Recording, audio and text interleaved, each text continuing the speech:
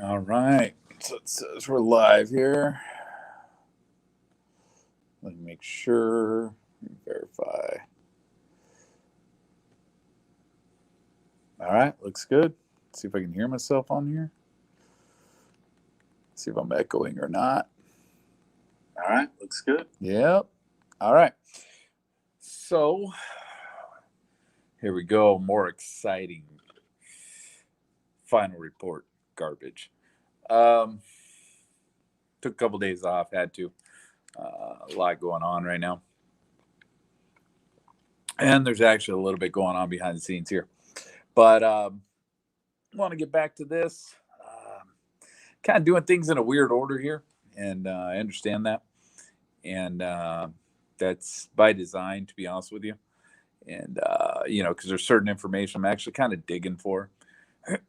But as I do, I'm trying to go in somewhat of an order within this report, trying to get through it, so that I don't skip around, don't miss things, stuff like that.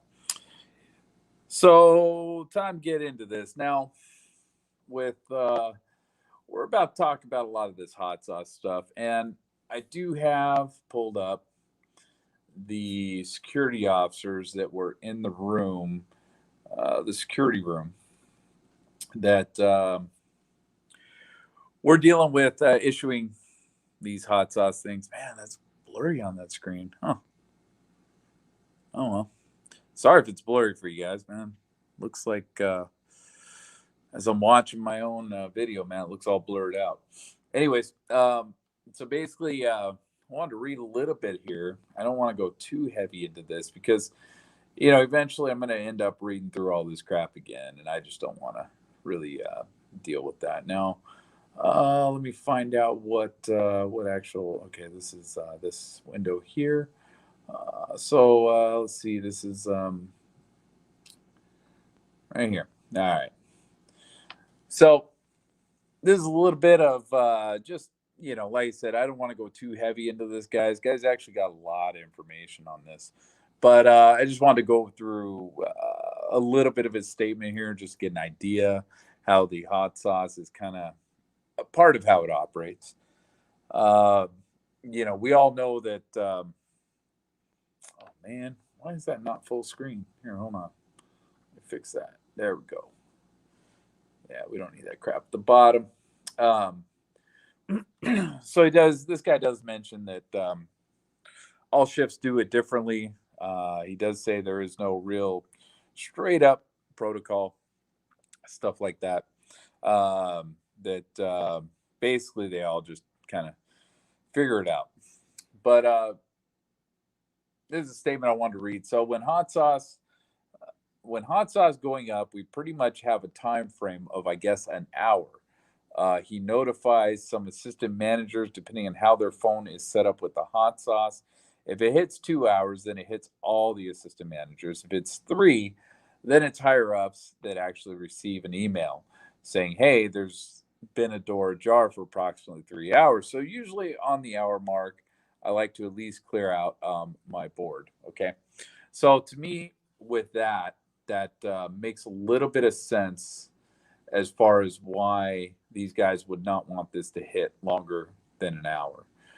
Also explains to me a little bit of why, it'd be some 50 minutes before these things even hit their screen. Um, I don't necessarily agree with that, but again, I've always seen it as the hot sauce not really being all that important to these guys. So, you know, uh, personally to me, when they say they have, because he does say in that statement, like I said, we will get to that statement eventually. It's going to take a while though, because that's a high release. But he does say in that statement that there there is no standard protocol. Every shift does it differently, which tells me that it's not that big of a fucking issue for these guys. Otherwise, you would definitely have a very rigid protocol if it really fucking mattered. So, done with door locks for the most part.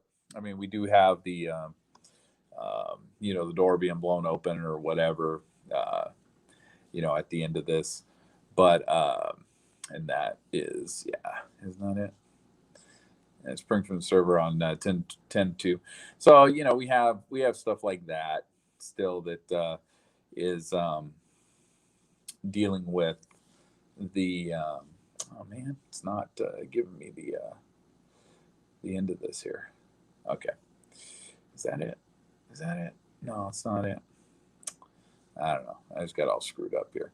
But it's not good. We don't really have much as far as any more door activity. We've kind of gone through all of that. We do have, on 135 here, we have 10:20 p.m. doors open from the inside, and 12:10 doors left open too long. So I guess that's somewhat relevant because we are, if we're going to talk about the SOS system, and then it gives you an idea right here that we had the door left open for too long. Now, that does not necessarily, to me, dictate that this is that 12:10 a.m. is the SOS system giving that alert. I think I'm guessing what's probably happening is the SOS system is not connected to this. So that there, a lot of people are saying, well, it's 50 minutes for the SOS system due to that being the actual evidence of that. And I don't think that's what that is evidence of. Personally, that's just me, because there is no, I haven't seen anything indicating that is actually that the SOS system is taken off of directly off of these door commands here. This thing, was open at 11:20. Who's to say that at 11:50 it didn't ping a different server and not put anything up here for the doors left open too long. Now, I could be wrong on that. I could be completely fucking wrong on that. I don't know. But since I don't know, don't care either. So, at what is that? That's 8:40. Hot sauce alarm was generated for room 32129.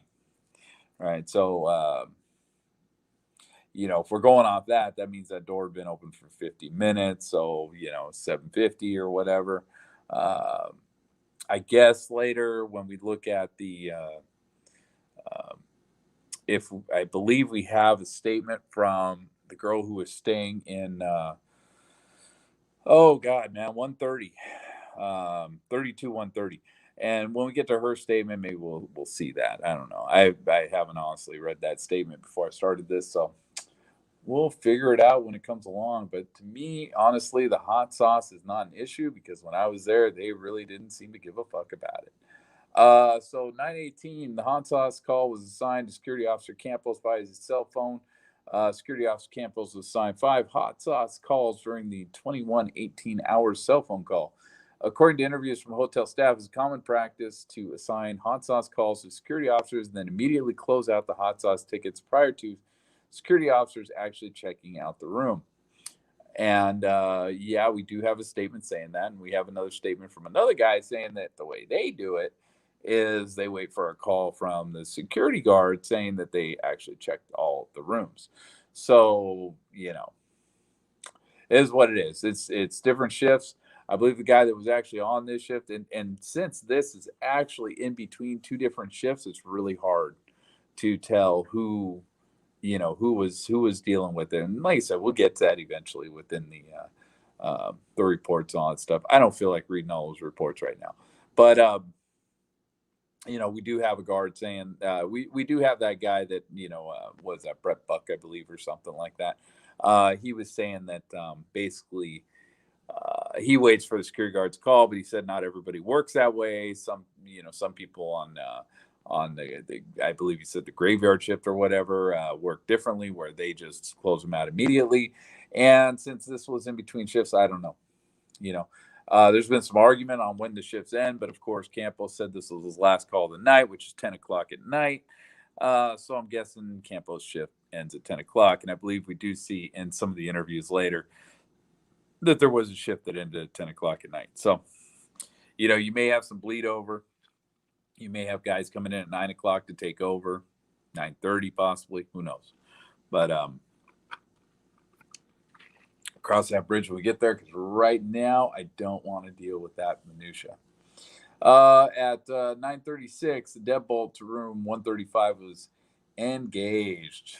9:36. It's 135. I believe this is that is 135. 9:36, deadbolt thrown. Yes, you got that correct. Why you wrote that down, I don't fucking know. You could have simply said 9:36. The door was open, the door was closed, the deadbolt was thrown. You could have said the door was closed and the deadbolt was thrown, but for some reason, they felt the need to point out just the fact that the deadbolt was thrown. At 9:40, that's 9:40. Jason Aldean started his performance of the Route 91 Harvest Music Festival. At 9:46, deadbolt to room 134 was engaged, and I know they're telling the truth, but just for the shits and giggles, 9:46. What? Wait, whoa. Shit, I thought they were correct on this shit. 134. Deadbolt room 134 is engaged. 9:46. Fuck. 9:46. Doors open for the inside. Deadbolt released. Doors closed. Doors open from the inside. Deadbolt thrown. Well, they had it off by a minute.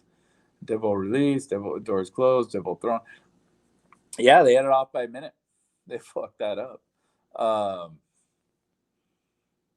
That's interesting. You know, maybe adjusting the camera. I'm guessing.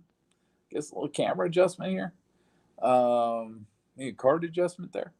But doors open from the maybe someone's in the hallway. You know, I'm actually curious here.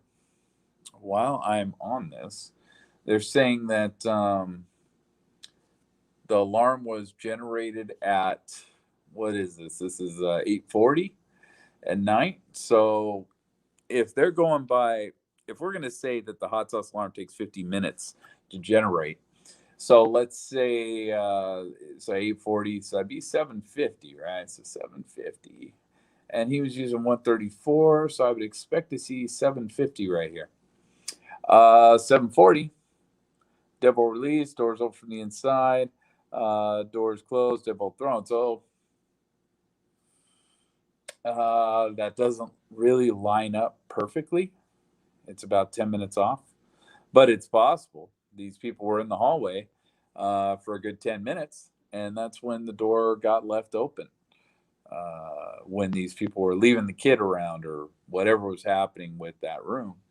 And that this 7:40 interaction here, you know, I don't want to go back over through all this shit again, but when this 7:40 interaction happened, it's possible that that's what it was. I think, because let's see, 7:40. Yeah, we don't have anything here to indicate anything happening. And then let's see what was happening 7:40. Doesn't say much. Well, 7:40, the doors were manipulated multiple times. For example, doors open, closed, deadbolts like, yeah, fuck, dude. Yeah, just tell shit happened, dude. From this time to this time, shit just happened. Don't worry about it. Look it up for yourself. So, yeah, so 7:40. That's possible. That's possible. That's possible that this let's see, this could be validated as far as this being 50 minutes and this actually being the what the hot sauce is generated off of. That is possible. And if that is the case, then we could say that, yeah, he was out there 10 minutes before this alarm would have been generated. Right? Yeah, 7:40. So, yeah, 10 minutes before. So those people could have been in the hallway for 10 minutes. They could have closed the door, and then she's, you know, oh shit, we got to keep that door open. That's very possible. That's possible, I guess. Because this is 8:40. Yeah, okay. All right. 7:50 is the time that should have happened. You know, could be different for each door, I guess, but whatever. Moving on. 21:40. Jason Aldean started his performance at Route 91 Harvest Music Festival at 9:46. Deadbolt was engaged. Why? I know they're trying to say it's the last thing he did, but I mean that time's not even right. That time's off by a minute, which you know, maybe they just don't give a shit, but that time is off by a minute. Um, so that's actually a false statement right there. Um, good thing this didn't go to court, man, because if they would have run up some garbage like this, man, it would have got thrown out. I would think, because they're just not accurate at all. Um, Security Officer Campos entered the service elevator at 9:46 hours and got off on the 30th floor at 21:47. Wow, that's interesting. So they use the same time here for the same time here. That's something, I guess. Got off on the 30th floor at 21:47. So the actual time that this was actually, should say it was locked. He's off on 30th floor. All right. Well, thank God for circumstance, I guess. I don't know. Yeah, whatever. Fuck. Security Officer Campos walked to the stairwell in the 100 wing of the 30th floor and walked up to the 32nd floor. Of course, we have no timing here. We have no time whatsoever. So 9:47 is what they're saying. He got off on the 30th floor. Give him about a minute and a half, maybe 2 minutes to walk the 100 wing of 30th floor. Now, again, I got to check the video, man. I keep saying I'm going to do it, and I keep forgetting to see what wing that door on the 30th floor that Bitsko went and barged into was on, but right now I don't remember. So yeah, of course, no time here because fucking they don't know. Time would probably be off anyway by a minute. Let's see. So 18, the investigation will reveal the door leading from stairwell to the 32nd floor is barricaded by an L bracket screwed into the door and the door frame. All right, so that's what we're getting to. Oh, where we at? Security Officer Campos could not gain entry at 32nd floor due to the door being barricaded. There's that fucking word everyone likes using. He barricaded himself in the room. No, he didn't. He barricaded the stupid door with an L bracket, and I don't even know why you use the word barricaded. I guess it's we're dealing with Campos here, and Campos is grasp on grammar is not the greatest, which we'll see when we get into his statement, which is amazing. Security Officer Campos, well, I mean, you see it on the Ellen Show and stuff. He's just guy's a goon, man. Security Officer Campos walked up the stairs of 30, and of course, no time stamps, none. Security Officer Campos walked up the stairs to the 33rd floor. Security Officer Campos walked down the 100 wing on the 33rd floor to the center core. He took the guest elevator to the 32nd floor. Again, this has always been contentious with me because why would you go up, dude? You were working a whole shift. The last thing you're going to do is walk upstairs when you could walk downstairs. You're crazy. That's fucking crazy. At 2200, well, I think, actually, no, I don't think that explanation works for this. So at 10 o'clock, Security Officer Campos exited the guest elevator. So this, they should have a timestamp on this, right? Because they should have this. I mean, that's pretty approximate or exact. I don't know how much I trust that timestamp, but it's just, I don't know, whatever. It's interesting how things seem to get rounded up and down at certain times. I don't know. It's weird. At 10 o'clock, Security Officer Campos exited the guest elevator. And of course, they're going to have this because there should be timestamps in the elevators, the cameras. Security Officer Campos exited the guest elevator and walked up the 100 wing towards room 32129. Now, why you leave a door open with a baby inside, I don't fucking get that. Like, I never understood the explanation behind that. But again, it could just be that the door didn't close all the way. So that is possible. Security Officer Campos checked room 32129 and found it was secure. Security Officer Campos walked into the foyer leading to the stairwell and observed the L bracket screwed into the door frame. Door and frame. Now, again, this got to take all this with a grain of salt because this timeline is just shit, and it most of it's just made up garbage. It looks like, it seems like, because a lot of the supporting evidence does not support this actual timeline here. But security officer Campos walked into he checked the room first, they're saying. And then he walked into the foyer leading to the stairwell and observed the L bracket. Okay, so he checked the door first on his way, which I guess, yeah, that does make sense, even though later he says he was in front of that door when he was shot at. So I figured that was when he was checking on it. And the evidence seems to, suggest that, yeah, he probably was standing in front of 129 when the shooting started at him. At 22:04, so 10:04, security officer Campos picked up the house phone located inside the small foyer leading to the stairwell and called security dispatch to report the L bracket on the door to the stairs. Security dispatch transferred the call to maintenance dispatch. Now, I think that there's some stuff there too, as far as whether he was transferred, whether they talked to him, whether they transferred together and then they talked to him while he was on the phone. And it's just stupid shit. The maintenance dispatcher then transferred security officer Campos to the maintenance supervisor's cell phone. So, again, some of that's going to come out in the statements, but not too worried about it. At this point, I'm not worried about this at all. All right, so here we go. This shooting. Oh, fuck. From 2205 2216, Paddock committed a mass casualty shooting that left 58 people dead and over 800 injured. All right. 2205, Engineer Shuck was contacted by the maintenance dispatcher via his radio.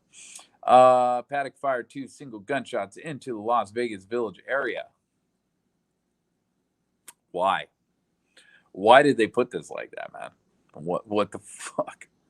So they okay, whatever.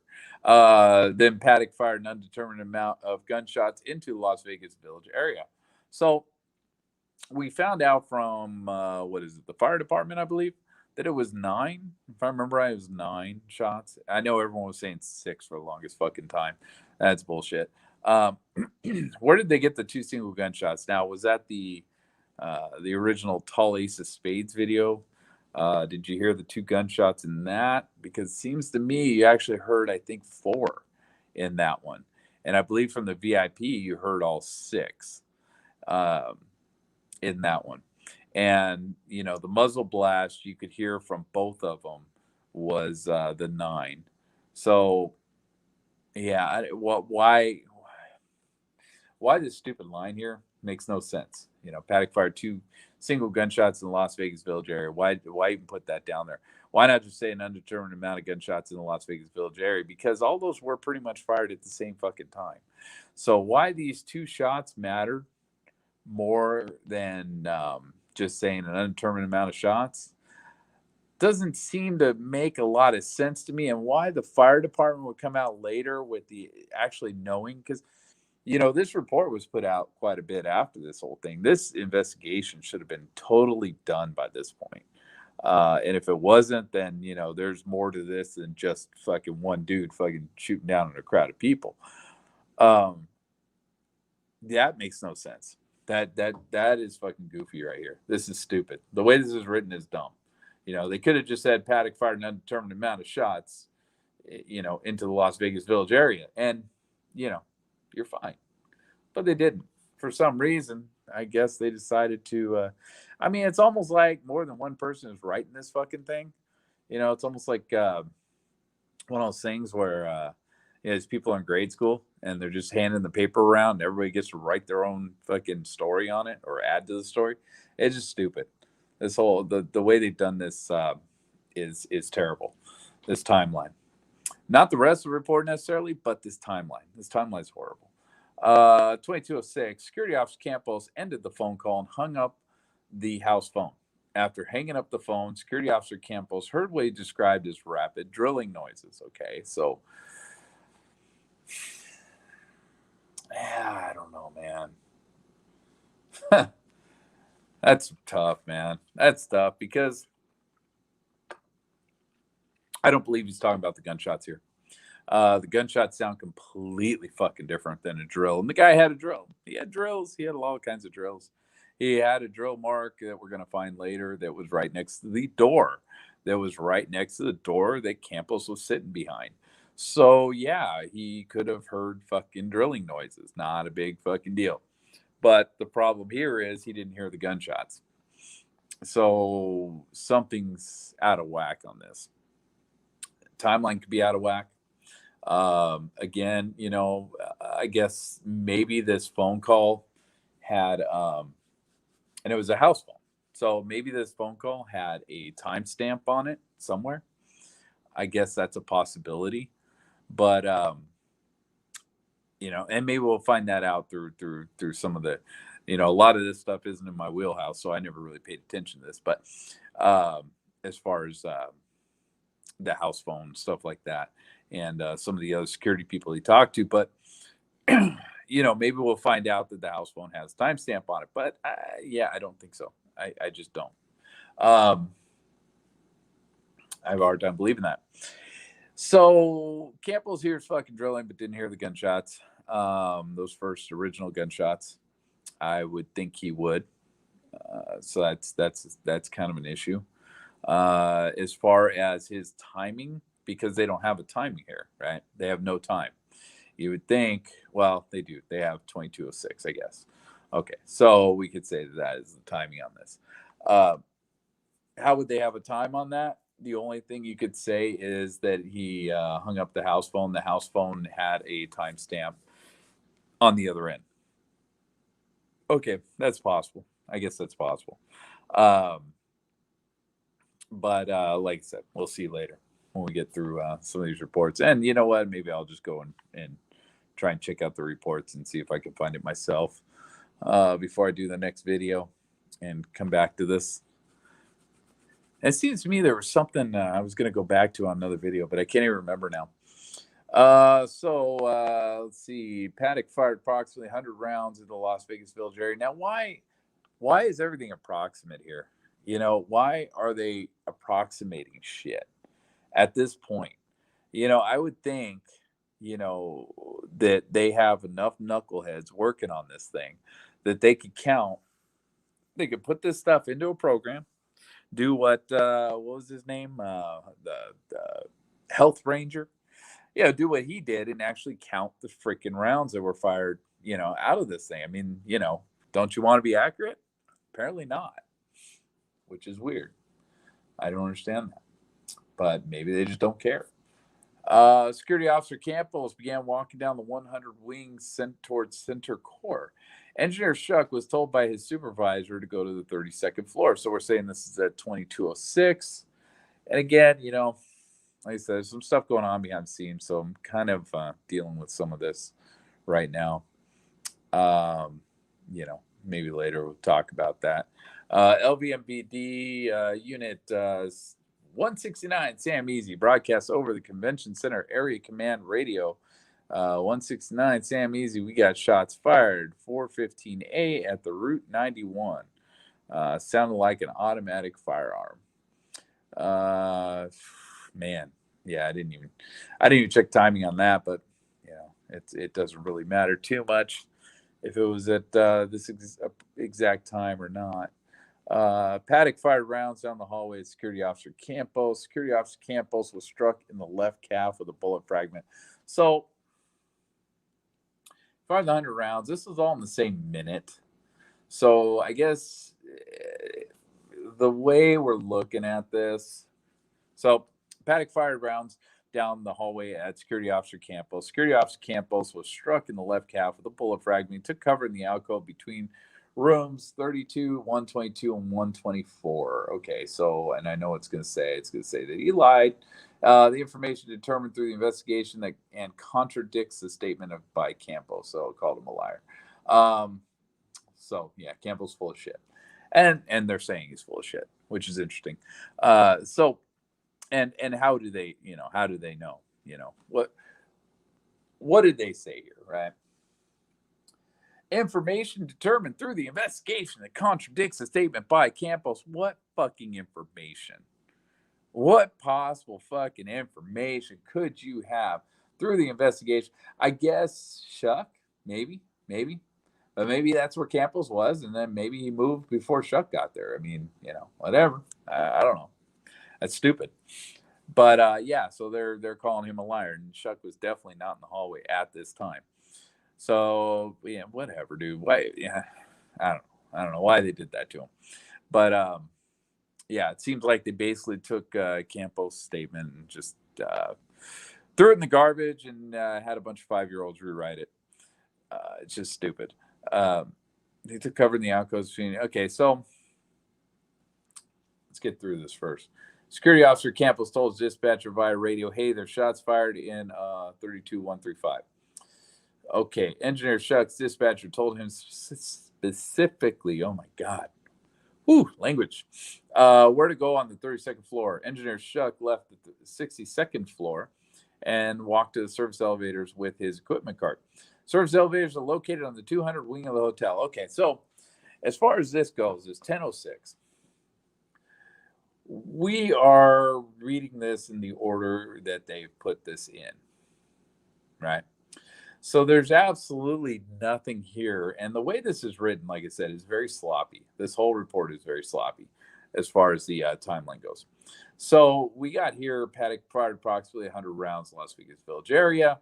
Since we don't have an exact time attached to this as far as seconds, whatever, we are assuming that this ordeal here came after this. But like I said, the way this is written, I take everything on this with a grain of salt. So not too sure about that. I mean, I guess the biggest problem would be these single shots up here and Campos not hearing them, instead saying you heard rapid drilling noises a minute later, right? That would be an issue. So that's one thing with this whole fucking mess. What else are they going to talk about on this thing? Dispatch told them where to go on 32nd floor. Oh, okay. The 62nd floor. To my memory, the 62nd floor is not a room.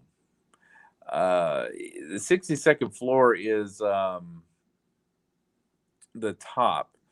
Because it seems to me I stayed on the 61st. In fact, I know I stayed on the 61st floor, and it seems to me that was the very top floor the first time I went out there. And above the 61st floor is the foundation room. So, and I believe in some of the reports they also said that in some of the radio calls, I believe they said that there's also a what do you call it? Employee eating area up there or whatever the fuck. So the 62nd floor, when he's fixing that leak, a lot of people are saying, oh, it's a room. Not necessarily. I have a feeling foundation room may have had a leak, or possibly whatever they got going up there for the employees, but I'm really not completely sure exactly what's on the 62nd floor, except I believe that is foundation room. All right. So, So a minute later, Paddock fired approximately 95 rounds into the Las Vegas Village area. LVMPD officers, Varston and Hendricks, left Mandalay Bay security office with 2 armed Mandalay Bay security officers. Jeez, I just dealt with this today. I'm trying to remember if that was the exact time they fucking left. I don't know. I have to come back to that. If it's wrong, I'll say it, but I'm trying to think. You know what? I could probably look it up. Hopefully this doesn't totally kill my stream. But let's see. So so Parson Hendricks, the video starts about 10:07. Okay, so the video starts about 10:07 with Parson Hendricks. Yeah, okay. That's about when they left. All right, so we're good on that. With that line there. Paddock fired approximately 100 rounds into the. Yeah, what's up with this approximately, man? You guys should know. They should have their shit together, dude. I mean, if this freaking health ranger guy can separate the sounds of the bullets being fired, then the freaking FBI can. That's ridiculous. This is absolutely insane. Um, I mean, the police should be able to do it, let alone the FBI. Come on, just shit together, man. All right, so 2208 hours. Paddock fired the first round of the fuel tank, missed the tank. How do you know this? Like, where's the evidence for that, right? And where are we going with the evidence on that? How are we getting the evidence on that? That's always been a little strange to me. Hold on a sec. I want to make sure that I'm still, because it looks like I'm lagging. Yeah, no, it's still going. Okay.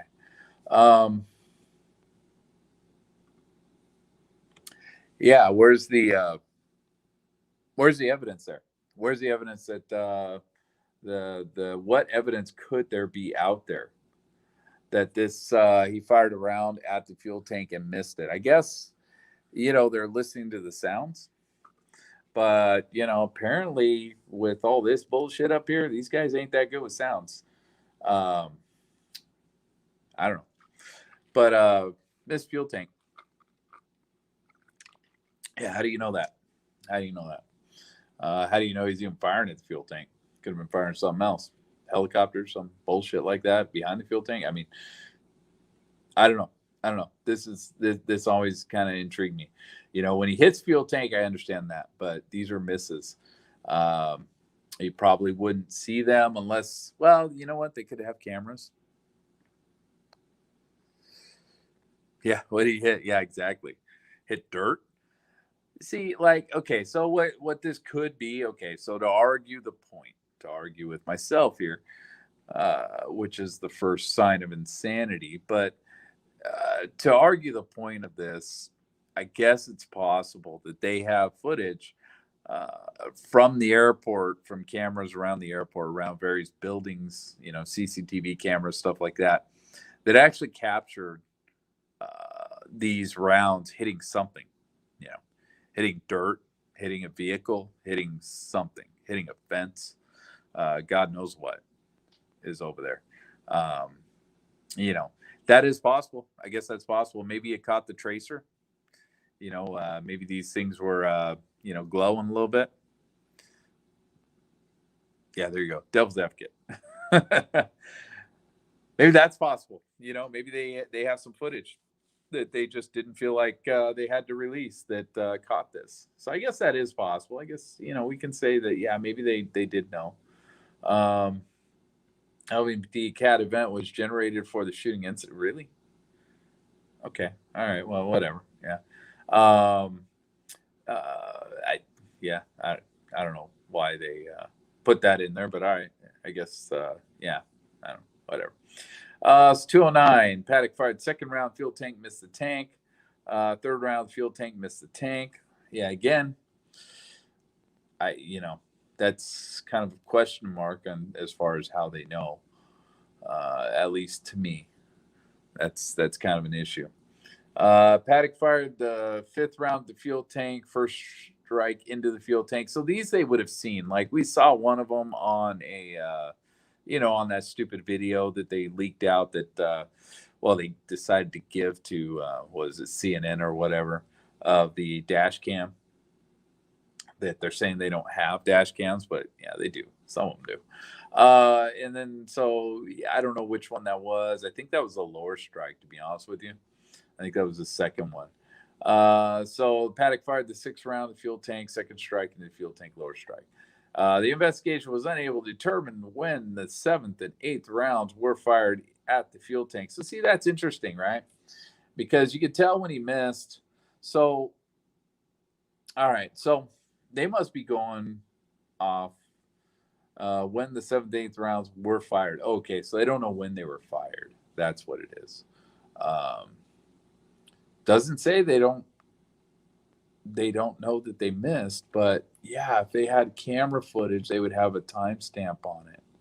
So yeah, that's a little strange. How do they even know that the seventh and eighth rounds were fired at the actual tank and not at a person or something like that, or a stupid helicopter or plane flying by, and just missed that. I don't know. Maybe they recovered all these bullets. It's possible they recovered all the bullets. I guess. Recovered these last 2 bullets somewhere. Found the rounds or found the burn marks on the ground, so knew where they hit. I guess that's a possibility. Paddock fired a number of rounds in Las Vegas. Again, dude, a number of rounds, dude. Can you be any more lazy with this shit? I mean, come on, dude. Really? Fucking idiots. That just pisses me off, dude. It's almost like it was like lazy day at work, like someone wanted to go home early or some shit. The fuck, man. I mean, we got freaking people on YouTube that can figure this shit out. And you got the entirety of the freaking Federal Bureau of Investigation and the LVMPD can't figure this shit out. It's ridiculous. Makes no sense. Of course, pictures of the shots. Yeah, I'm guessing. Is that upper, lower? I think, throughout all this, and this is going to make me sound retarded, but I really don't care because, again, a lot of this isn't even in my wheelhouse. I never cared about the shots at the tank. I never even realized these were at the same tank. I always thought, because there's 2 tanks right next to each other. I always thought he hit each tank separately. I don't know why he fired at the same tank. Maybe he was trying to hit the same spot. I don't know. That's stupid. So 2210, so 10-10. Engineer shock arrived center core, 32nd floor, and oh wait, here we go. Wait, what was this 20? What was this 20? Wait a sec. Here we go. So this was based off of an Uber video. God, I should read these things better. Sequence determined through audio of an Uber video. There were 8 308 casings. So what they're saying here, yeah, so they just answered that question. So what they're saying here is this dude fired 8 shots.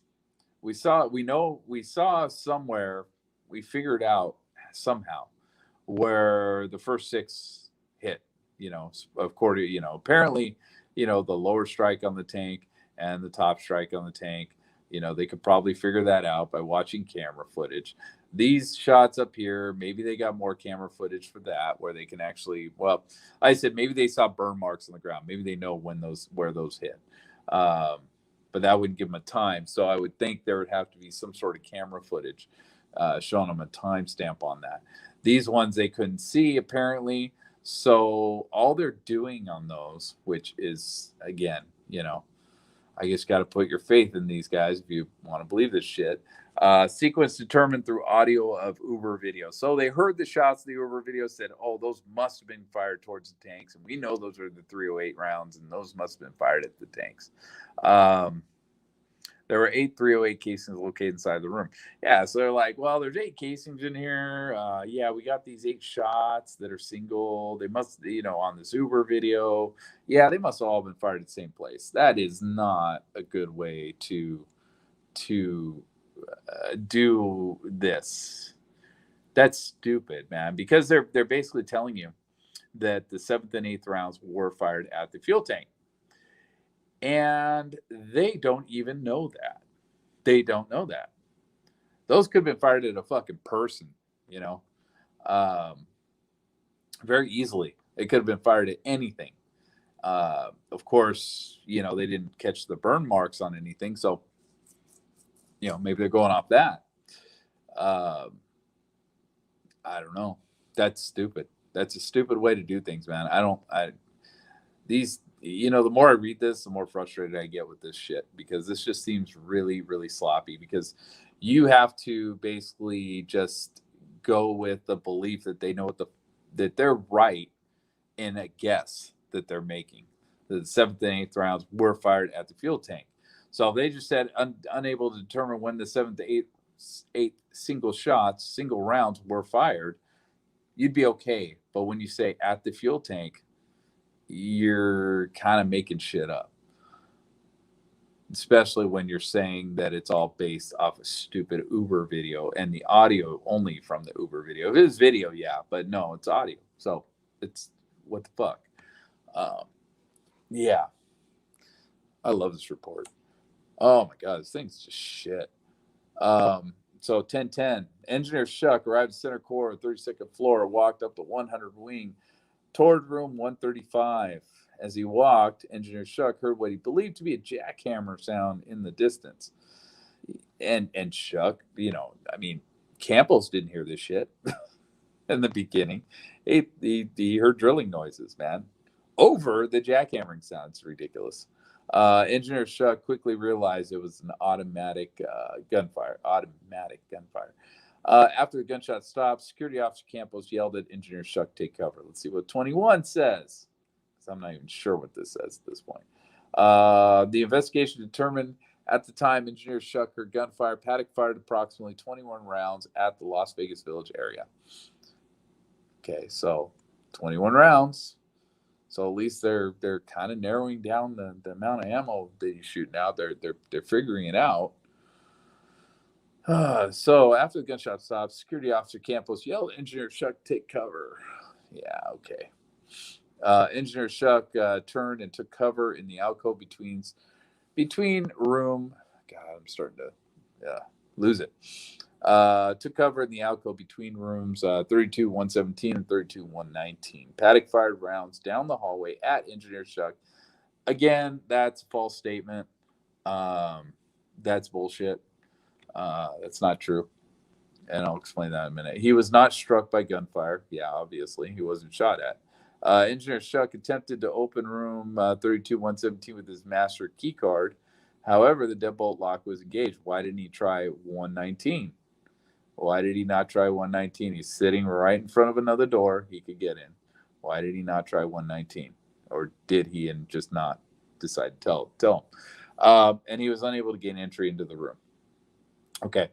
The problem with Shuck being fired at down that hallway is we actually have evidence that shows, we have a report that shows where the bullet struck in that hallway and where they landed in that hallway. We do have that. So,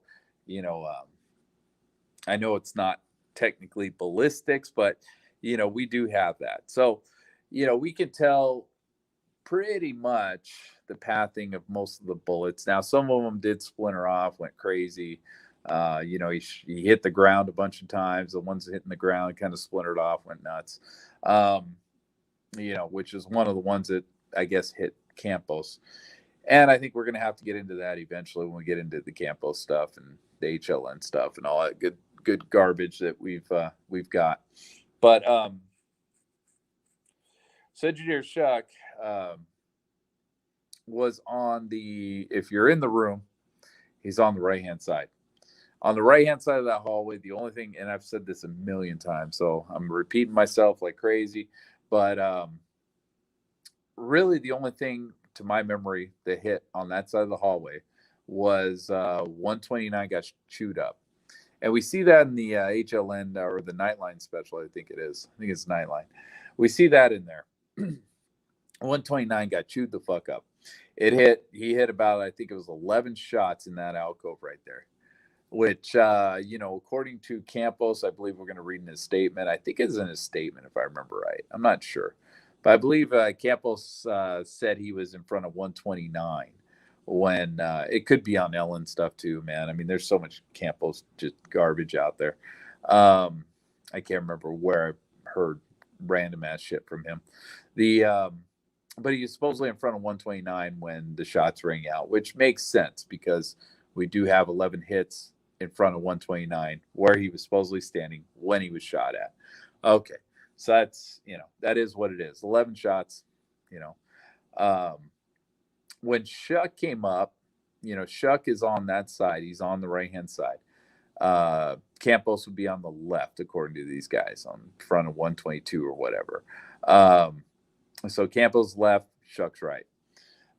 There were actually shots. I believe there were 6 bullets that I believe hit where Shuck or where Campos was in the hallway. in front of that 122. I believe there were six bullets that were lodged in various places, as far as in the alcove, in the walls around him, surrounding him. So we could say, yeah, okay, somebody was actually in that alcove. No big deal. Where Shuck was, nothing. Absolutely fucking nothing. The only thing that could have hit Shuck, when he's saying that he was hit in the back by something, the only thing that could have hit Shuck was something that flew either across the room or, I don't know, something from the floor. I mean, what, carpeting hit him, which I doubt. Drywall from across the room, from the other side of the room, from the other side of the hallway. Piece of wood from a painting flying across that hallway. Who knows? But the only other rounds I believe that hit on that side of the hallway, other than 129, was 105. There was one round all the way down to 105. Okay, so that's the way they wrote this statement is very deceptive. I don't like that. I mean, he could have said Paddock fired rounds down the hallway, and that would have been a true statement. But when they say at Engineer Shuck, that's not a true statement, and they couldn't know that anyway. Even if he just was firing at Shuck and was missing, ridiculously missing really badly, they still don't know that he was actually firing at Shuck. I mean, that's stupid. They don't know what's in his head at that point. That's dumb. I hate the way they wrote this. So, anyways, Shuck attempted to get a 117, like I said, 119. Why 117? Oh my God, these fucking people, man. Why not 119, right? So 119 would have been the room closest to Paddock. 117 would have been the room furthest from Paddock, right?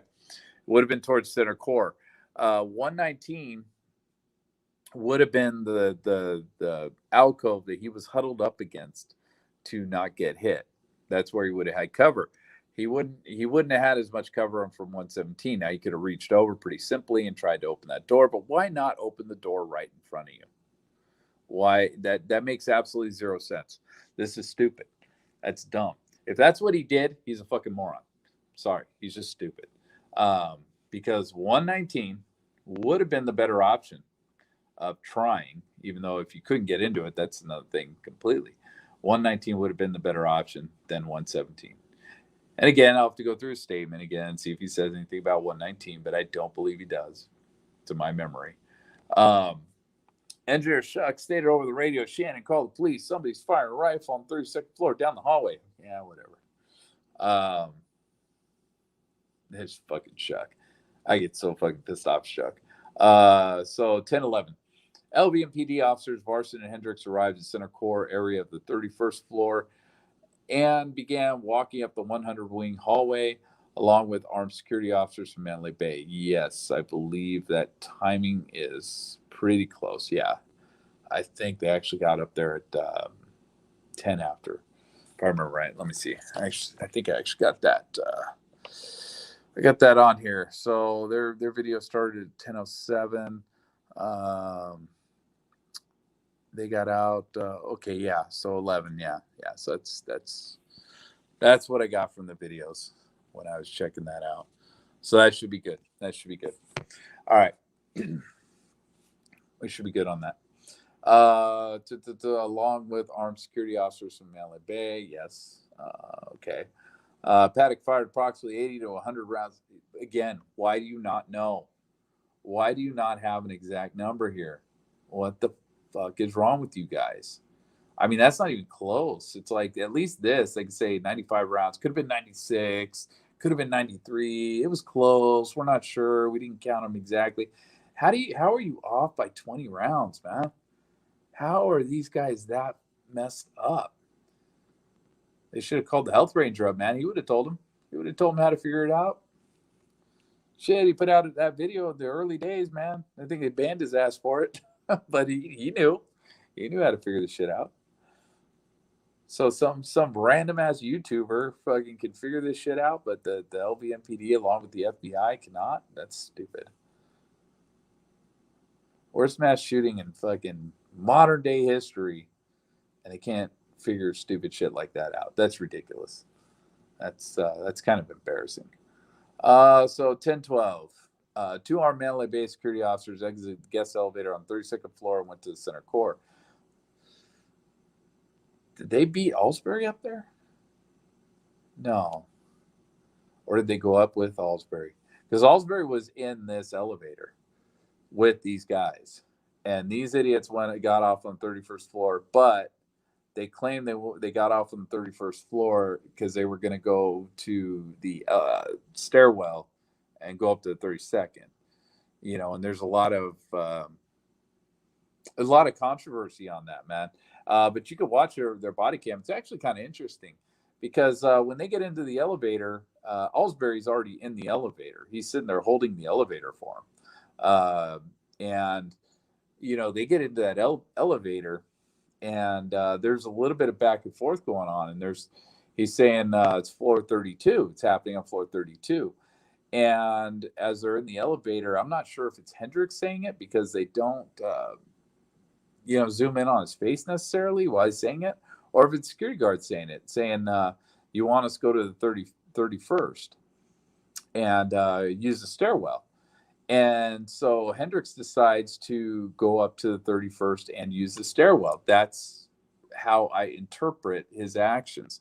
Not that he was a complete coward, didn't want to go to the 32nd floor, that he went to the 31st floor because someone mentioned that they could use the stairwell from the 31st floor to get up to the 32nd. And they knew that the action was on the 32nd. And then Allsbury stayed in the elevator. And I believe Allsbury went all the way up. Now, I don't remember him being with security guards in that elevator when they got off. I'd have to watch it again. But I'm not sure. It's possible, I guess. I'd have to watch it again. I just watched like an hour ago. But that was kind of an interesting back and forth there, man, because Allsbury was in that elevator. He stayed in the elevator. He went up to the 32nd floor. And here, of course, no mention. Not going to mention him. But I guess he don't matter as far as this report goes. Who gives a shit? All they're worried about is security officers. So what this tells me, personally, is this is save MGM's ass report as far as some of this shit goes. Because, basically what they're saying here is, fuck Allsbury. We don't care if he went up there. The maintenance guy. We just don't give a shit. We care where the security officers were. We want to be able to say that they got up there as quick as possible. I mean, this is amazing, man. The shooting started, and 7 minutes later, we had security guards already up there and stuff like that, Sounds like they're saving their ass. Not sure, but that's what it sounds like. So Paddock fired approximately 80 and 90 rounds. Again, dude, approximately. Why is anything approximately in this fucking report? It shouldn't be. They shouldn't even have released this report until they were ready and they were done with it. And by the time they release this, they should have been ready and done with it. It makes no sense. This is, like I said, this is kind of embarrassing. Into the Las Vegas Village area. Paddock fired an unknown number of rounds into the Las Vegas Village. It's unknown. Are you fucking kidding me? How is it fucking unknown, man? You got every fucking body cam. It's just ridiculous. This is fucking stupid. LVMP. I mean, I wonder if they don't even know the difference between sonic cracks and the actual fucking muzzle blast, if they're just as fucked up as some of the people that are trying to figure this shit out. So LVMPD officers Clarkson and Cook were struck by gunfire during this volley. Okay. Yeah.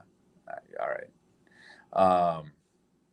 I mean, you don't even know how many bullets were fired, you fucking idiots. Officer Hendricks and a Mandalay-based security officer advised over their respective radios they were on the 31st floor, could hear rapid gunfire above them.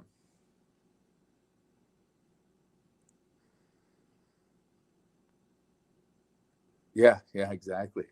Yeah, they're just, I mean, I don't get it. I don't know why these idiots can't figure this stuff out.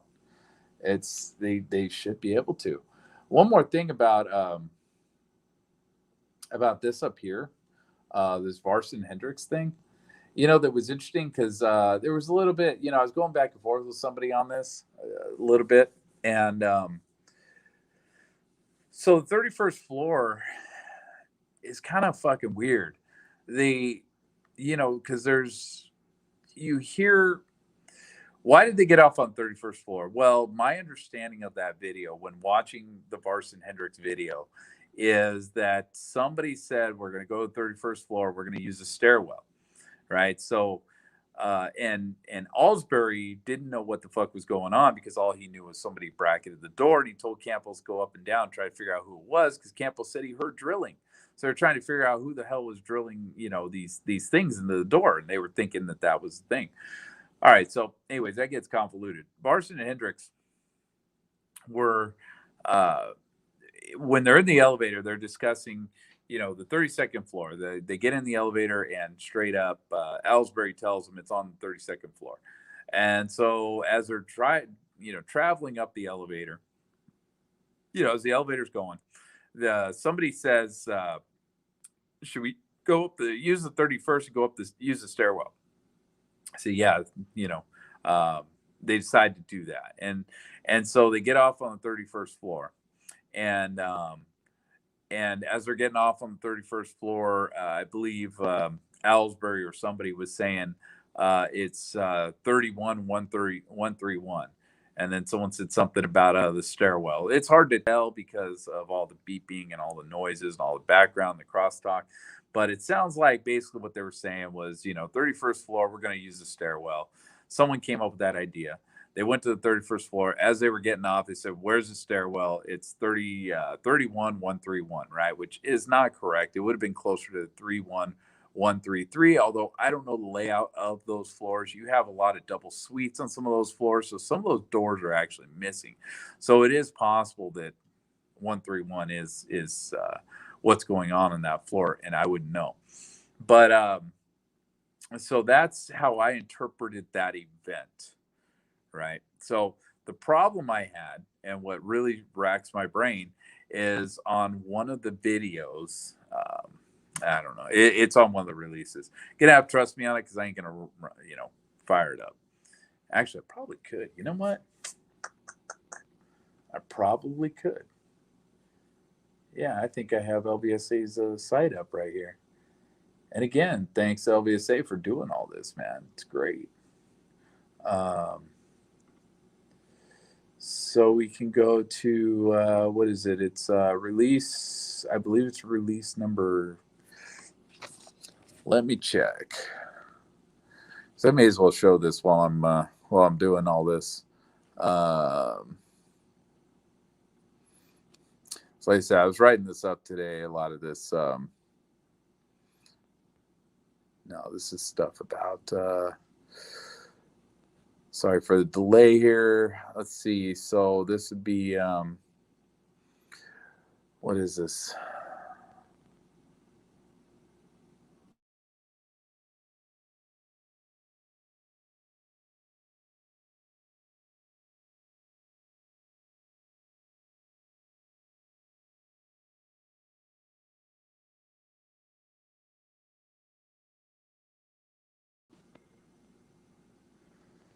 All right, not sure. I probably just knocked myself off and went silent for a minute there. But let me find the timestamp I'm looking for on this thing. Let's see, 7 minutes 19 seconds.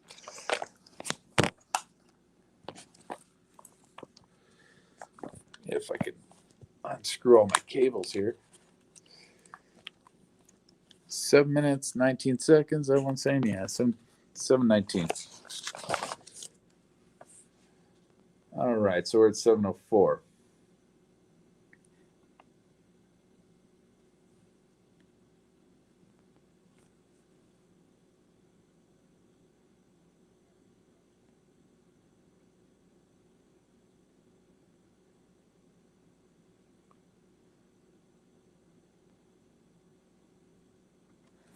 All right, right there. That's what I wanted to play. The girl says, do you know where he's shooting from? He says, 31st floor of the Mandalay Bay is what I heard.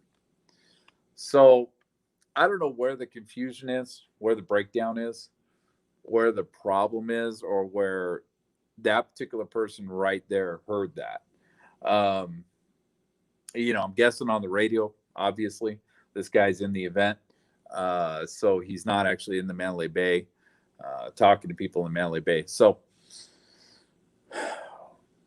where does this guy hear that from, right? Is it possible he heard this from Varson and Hendricks?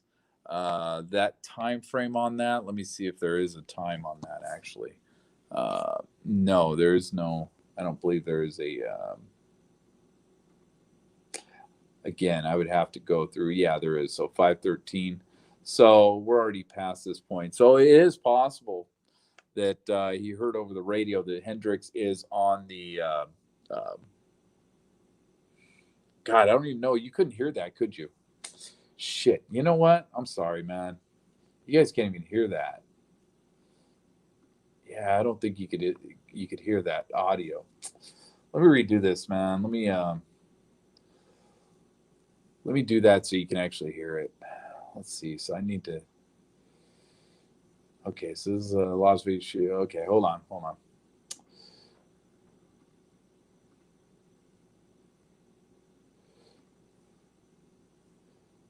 Let's see. So we want to go to tab. We want to go to share audio. We want to go to this right here. Yeah. I want you to hear the audio on this, right? So that's the whole point of doing this. So here we go. Again, I think it's a couple seconds in. It's like 7:14 or something. All right, you can hear that now, right? I hope you can hear it. Keep coming. You guys out that way. Hurry up. Out that way. 31st floor, Mandalay, what I heard. All right, right there. So you should have heard that, man, because I could hear it echoing. So right there, this guy is obviously in the venue, and the girl says, do you know where he's shooting from? And he says 31st floor of Mandalay Bay is what I heard. So I'm guessing because of that he probably heard Hendricks over the radio saying I'm on the 31st floor, because it is the timestamp on that is actually 13 minutes in, 14 minutes in even. So let me get off that here. Let me kill that screen. And let's go back to that. All right. Let's get off that. Okay, so that's after the 11-minute mark. So, 31st floor is what he heard. So he heard that over the radio, most likely. And again, a lot of people, kind of have issues with this. When I first heard it, I was like, "What the fuck? What's wrong with you, man? Who's giving you this information?" But I'm guessing since at 22:11, these guys were already up there. And then what do we got? When did he actually say? Advise over the respective radio. Let's see. All right, exited. Paddock fired approximately. Yeah, it's stupid. Officer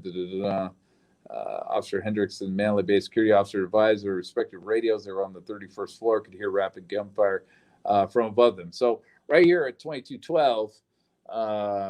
Supposedly he got on the radio and said he was on 31st floor. He could hear gunfire coming above him. With all the chaos that was going on down there, with the clip we just watched, all the people screaming and just nuts going, and all nutball shit going on, it is very well possible to me that this guy actually heard part of this conversation, but maybe didn't hear the whole conversation. So maybe he's hearing there's a guy on the 31st floor. There's a cop on the 31st floor that can hear the shooting, and didn't hear that it's coming from a floor above. So I think that's actually a possibility, and I think that's going to wreck people's brains a little bit as far as some of this stuff goes. But because like I said, I did do a little bit of arguing over this 31st floor thing and whether there were reports of something happening on 31st floor. I think that's where a lot of that's coming from. But I wanted to play that because that did kind of mess with my head a little bit when I first heard that. Let's see. So 22-13, Paddock fired an undetermined amount of rounds. See, man, what the fuck, dude? This should not exist at all. There should be no undetermined number of rounds in any of this report. Again, unknown number of rounds into the Las Vegas Village area. There's no reason for that. There's absolutely no reason for that. 2 separate volleys of an unknown number of rounds. Yeah, they should have fired 2 volleys. Volley 1, this many rounds. Volley 2, this many rounds. That's what it should say here. Of course, Paddock's getting tired at this point. He's kind of losing his rhythm on the bump stock. 22-16, LVMPD officers Varston and Hendricks, along with Mandalay-based security officers, made entry into the stairwell on the 31st floor. Jesus, man, really? I mean, I didn't watch all the way through that because that's not what I was looking for when I did this earlier. I've watched it in the past, but I've never paid attention to these times in that much detail. So 22-16. So it took them that long? Really, dude? Are you guys fucking kidding me? You got off the floor at 11. Takes you about 2 minutes to walk that hallway, and they were hauling ass, dude. Those guys were chucking it. And it took them, they stopped in the middle of the hallway at some point. So, like I said, I never paid attention too much to the time because they don't have timestamps on those. So getting the timestamps on those is a pain in the ass because you have to actually work it out yourself. Man, made entry. What the fuck? Took them that long. They sat in that freaking hallway that long. That's sad. That's really sad. Yeah, Oswald fired. I thought they knew how many rounds. They know exactly how many rounds that guy fired. I thought. Was it like 7 or something? I don't even know, man. I haven't paid attention to JFK in a very long time. But yeah, I mean, good point, dude. They knew exactly how many rounds he fired, and they didn't have no crap like they have these days. They didn't have computers and cell phone cameras and all that bullshit. 2 LVMPD officers reached the 32nd floor via the guest elevators. Neither officer heard any gunfire after they exited the elevator. So why don't we have their names, man? Why are you using the names of Varston and Hendricks here, but now you're not using the names of these guys? I forget what their names were. I should know them by heart, but I don't. I'm terrible with names. But yeah, I mean, we have the body cams of these guys. So yeah, we know when they get up there, and we know who they are because we have their statements, I believe. I know everyone knows their names. I just not good with names. So yeah, they just fuck it. Who cares what their names are? I said they probably wrote this in like an afternoon, man. Some dude probably was in a hurry for lunch or some shit and wrote this in a half hour. 22-18, so 10-18. Heat detection indicator inside room 32135 detected no further readings. This is crazy. This is bizarre. Not sure what the fuck this is. And there's all kinds of theories behind that. My guess on that has always been this is the Honeywell. I believe Honeywell was the system they were using when I was there. Thermostat. Honeywell thermostat. So, it's sitting here. My guess, and again, I don't know shit, but my guess is, and this is what I've always argued, is that all this is this is the room cooling down after all this gunfire, right? Because this guy is shooting the gun inside the room in the beginning of this whole thing. I really believe. I mean, and there's we have a statement from a cop saying he could see the guy about 5 feet away from the window, which I don't know how the fuck you do that. But I don't think Paddock's really the whole time standing on glass shooting out this window, right? So I'm guessing the majority of a lot of this heat is actually sitting in this room, is actually collecting in this room. And it doesn't take much, right? let's say the room is cooled to I don't know, 74 degrees, let's say, 73, 74. And, all of a sudden you have a spike in temperature. It doesn't take much, man. 2 degrees, man. Goes up to 75. Holy shit, man. Something's going on up there, right? You're not going to think anything of it until after the fact. And then you go back after the fact and you look at the readings on this thing, because these things probably do collect that information for, eco-friendly bullshit. Because, I know if you get like a Nest one or one of those ones for your home, that's what it does. It collects the fucking readings and it tells you, it rats you out at the end of the month saying you're using too much energy. So, it's very well possible that, yeah, that information was inside of the thermostat, and that the thermostat was reading a high temperature because this guy's, shooting a bunch of fucking hot gas out of a bunch of guns, 1,000 times in 10 minutes. And it's very well possible enough that he collected within the room to up the temperature by a degree or two. I think it's possible. Could be wrong, but I think that's possible.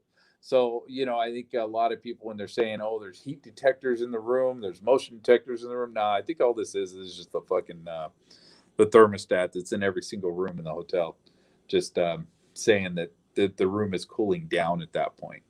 I'm guessing, right? And it's only, 3 minutes later? So, yeah, I mean, he created an oven in that room, and then, it took about 3 minutes to cool off. I buy that. That's just my speculation on that. That's my guess on that. But it's all speculation. Anything anyone comes up with on that is speculation. So 2241. Wow, we just jumped. Jesus. Yeah, we jumped big time. 2241, a strike team, which included Sergeant Bitsko, officer. See, now they're fucking naming officers again, man. It's almost like those guys up top there, they just didn't give a shit about them. It's like, yeah, who gives a fuck who these guys are? A strike team, which included Sergeant Bitsko, Officer Newton, SWAT Officer Hancock, and Detective Walford, ascended the stairs from the 30th floor. The strike team made entry and cleared the 31st floor. All right. And, okay, whatever. So 22-10-56, strike team re-entered the stairwell from the 31st floor, walked up the 32nd floor. So what are we saying here? Ascended the stairs from the 30th floor. They made entry at the 31st floor. Yeah, then they walked the 31st floor all the way to the stairwell. We saw that, and then went up the stairwell. Strike team re-entered the stairwell from the 31st floor and walked up to the 32nd floor. And I think they went up another stairwell. I'm not sure what side of the hotel that was, though. I'd have to look again, but I don't even remember being able to see room numbers on that. Okay, so they're up there, chilling. Sergeant Bitsko and SWAT Officer Hancock manually breached the door, barricaded with the L bracket. Yeah, I don't know if I'd call it breach, but yeah, okay, cool, whatever vernacular you want to use. I'd call it forcing it open, but yeah, whatever. Strike team conducted an explosive breach into room 32135. So let's see how much time went by. I mean, we can see this on video, so it's not even that big of a deal. It's 23 minutes. Took them 23 minutes after they breached this thing. They're fucking around the hallway trying to get a hold of people because none of the radios were working. They're having a clusterfuck of a time. Took the light down, all that sort of stuff. Being cautious. Strike team conducted an explosive breach in room 135 and made entry. Strike team reported Paddock was down from an apparent self-inflicted gunshot wound to the head. Okay. Yeah. And I don't know why. Well, I mean, this was written after, for all the conspiracy stuff out there. This thing was written after Lombardo made his appearance on TV that morning to say that he is currently dead. Or I forget how he worded it, man, but it sounded really strange. But who knows? I don't know how many facts he had at that time.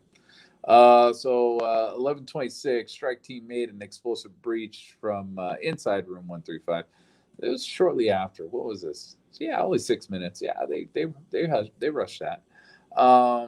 into room 134 through the connecting doors. Immediately after the explosive breach, an LVMPD SWAT officer negligently fired. I like how they don't use his name here. O'Donnell. They don't even use his name up here, but he wasn't part of the original breach anyway. O'Donnell. Negligently fired a 3-round burst from his rifle. Now, fuck, dude. If you're with this guy, man, I mean, I would never want this guy behind me ever again, dude. Fuck that. You're gonna shoot somebody in the back next time you do that shit. He's lucky he didn't hit anybody in that room, man. Fucking idiot. The rounds fired from the SWAT officer's rifle struck a chair, an entertainment center cabinet, and a wall. Now, honestly, you know, when I first read this fucking thing, and I still kind of have this belief that it's very well possible that these 3 rounds didn't come from O'Donnell. And I mean, you know, and it doesn't really matter. It really doesn't matter at all. But I don't believe that these rounds came from O'Donnell, because we have a pretty good idea. We have O'Donnell's statement. We have a pretty good idea where O'Donnell was in that hallway. He was next to the restroom, behind the bar, behind that wall, behind the bar. And then we know where the actual rounds were on the floor. And we know where the round struck within the, struck the chair, the cabinet. You know, it says right here, we can actually see where the chair is at, but we can't see the marks in the chair. We know about where in the chair it hit, but we don't see the actual mark in the chair, because the color of the chair is just, you can't tell. The entertainment center cabinet, we can see where that was. And the wall, maybe it's hard to, when you zoom in that close, it's hard to tell. But it's possible you can see that. But to hit all 3 of these things with a rapid fire burst, man, I mean, either he completely had no control over his weapon whatsoever, or he was not standing where he said he was standing in his statement. You can look it up for yourself, and we'll look it up a little bit later when we get to those pictures. But yeah, that's hard to believe, and I'm honestly of the opinion that it's possible this SWAT officer knew he wasn't going to get in trouble, because nobody's going to fuck with the SWAT team on this night when this is happening. They're all going to be heroes. They know it. So it's very well possible to me that some other cop did that shit. I have a hard time believing a SWAT guy would do something that stupid. But I believe it's very possible that somebody else actually shot those shots off, and he took the fall for it. I think that's a very strong possibility. So after the first strike team finished rendering rooms 134, 135 safe, the scene was secured until investigative personnel arrived and assumed control of the 32nd floor. Now, that is not true. That is completely not true. We do hear them saying everybody needs to get out of these rooms, but they did not really secure the scene. They still were walking in and out of that room through a lot of the video that we see. I have a feeling that's probably why we don't have a lot of body cam from that, because a lot of that, they were walking in and out of that room. And in one of the statements, I forget who it was, Walford or some shit like that, went back into the room, was checking to see if he could find any identification for Paddock, and on Paddock's body, to see if he could find any information as far as any more accomplices, stuff like that. So that was not true. I guess to a point they could say it was true, but realistically they didn't really secure that until much later, that we know of. During the course of the investigation, law enforcement personnel conducted numerous recorded interviews with LVMPD employees, casino employees, and citizens. Along with recorded interviews, written voluntary statements were obtained. These consisted of people attending Route 91 Harvest Music Festival, people in the area at the time of the incident, and others with knowledge of the events.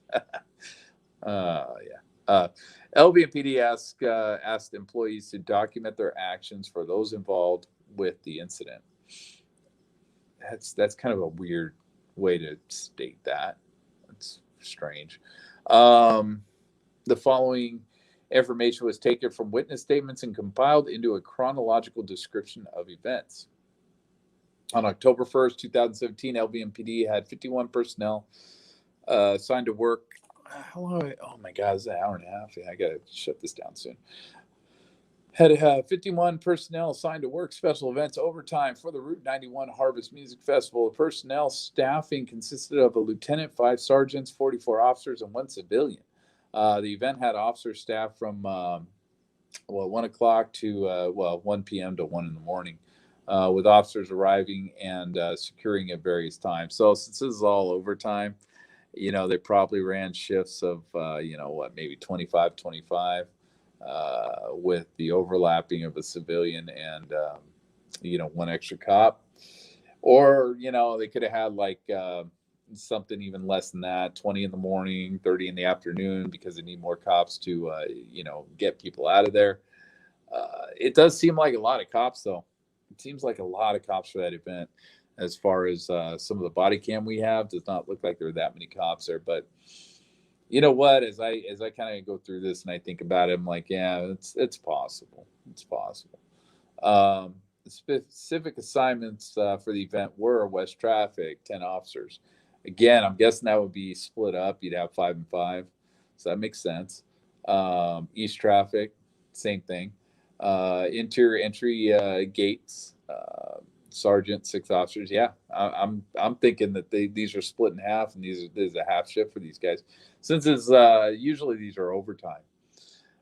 Interior early squad, 8 officers. Yeah, okay. Interior late squad, 8 officers. Yeah, like I said, you split these in half, it makes a little more sense. Event coordinator, an officer. Yeah, we knew who the command post guy was. He was the idiot that tried to get Jason Aldean out. They were all making fun of him at the end there. At least I think that was the guy.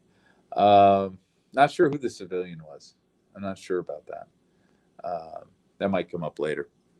We'll see.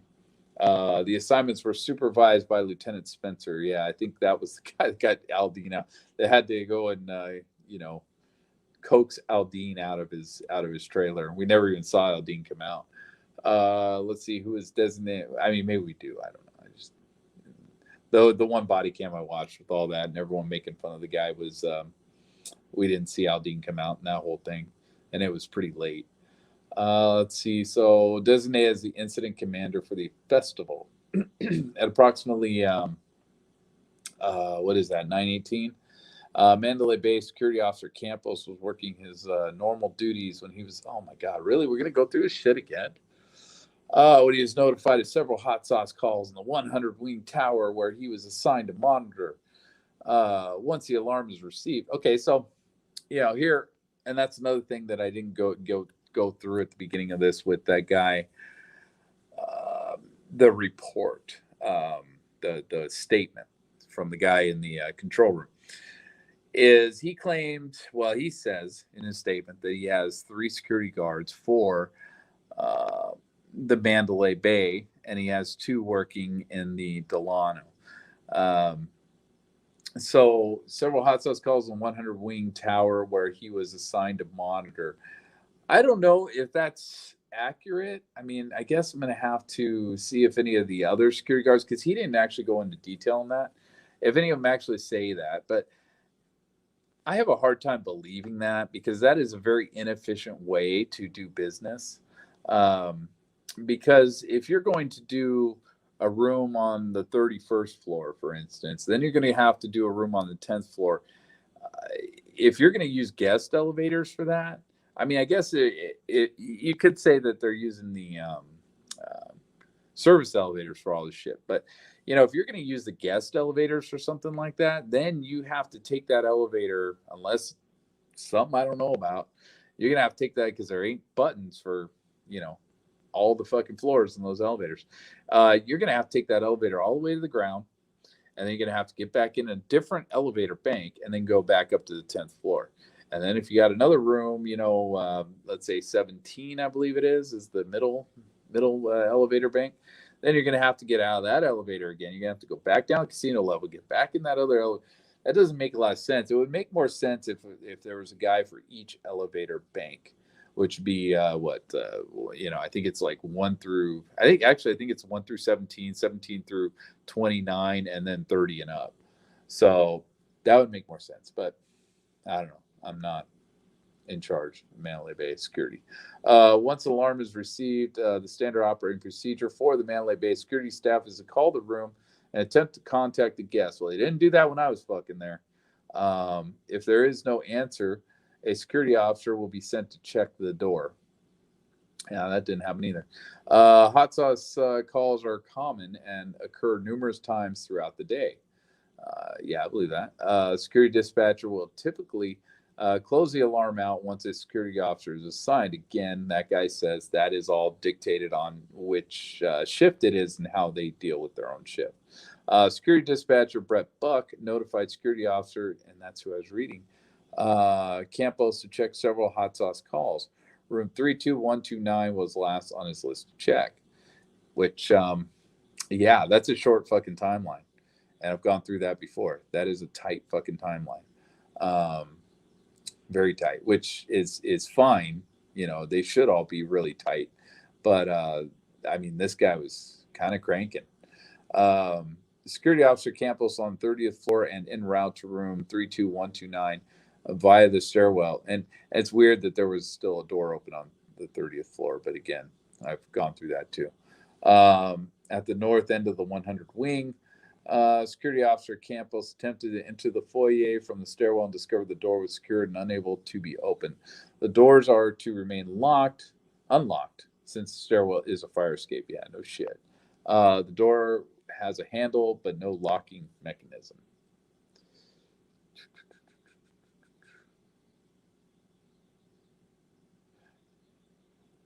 And I'm always wondering, like, why didn't well, I guess that wouldn't really necessarily work because there'd be a hole there.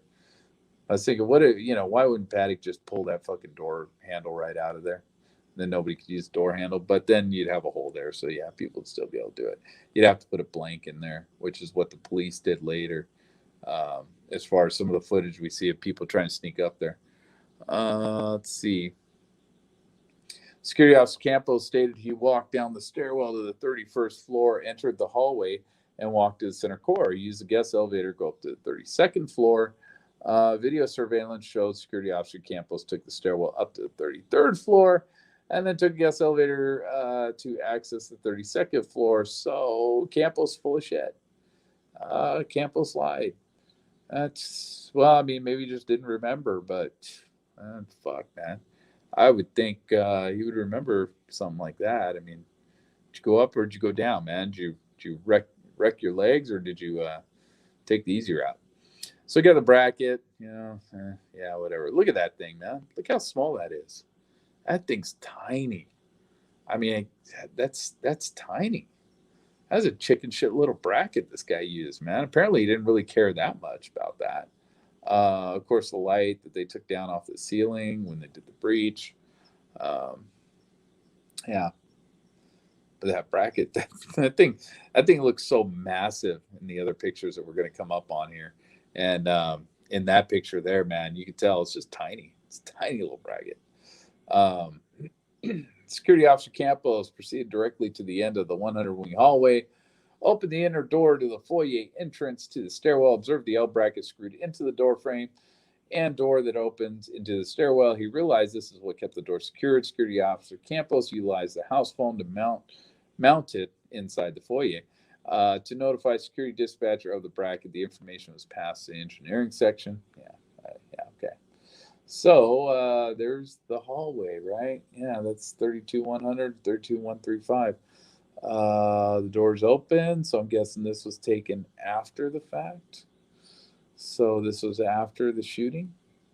And let's see, so that'd be 1, 3. So there was a bullet that hit right here. Other than that, the only thing that went by Shuck, well, nothing really went by Shuck. That was the only thing that would have went by him. He would have been down here, way down here somewhere. and Campos would have been way down here somewhere. And Paddock hit all the way the first little door there, and then he hit a bunch of times down here, and then there were a bunch of little bullets come down the center. There's really nothing that went by shuck except for this thing right here. I don't know. I guess I don't know. Whatever. Fuck ever.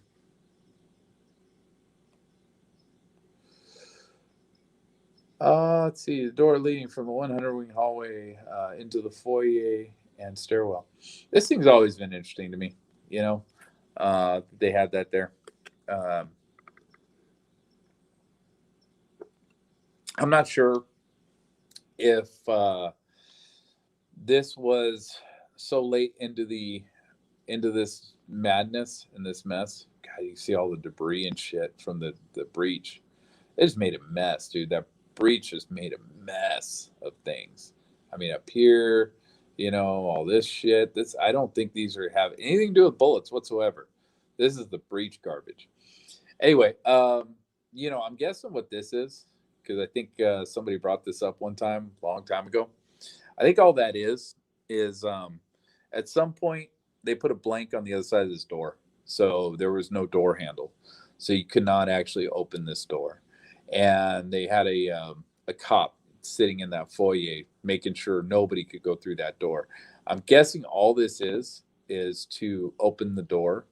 If you're that cop, yank on that thing and open the door right up. Maybe since they put a blank on there, maybe there's no actual you know, what do you call it up in here, tongue, you know, and so all he's got to do is pull on that little ribbon and it opens the door right up. Guessing that's what that is. Always thought that's what that was. Let's see how much more of this shit. I think I'm gonna kill it on that. Yeah, I think I'm gonna end on that because yeah, this has been going longer than I expected. I try not to make these things too long. Anyway, so yeah, good fucking times with the fit report. All right, well, everybody have a good night out there. Yeah, I am still working. All right, well, still talking. All right, have a good night and stay safe out there as always. And yeah, see you on next.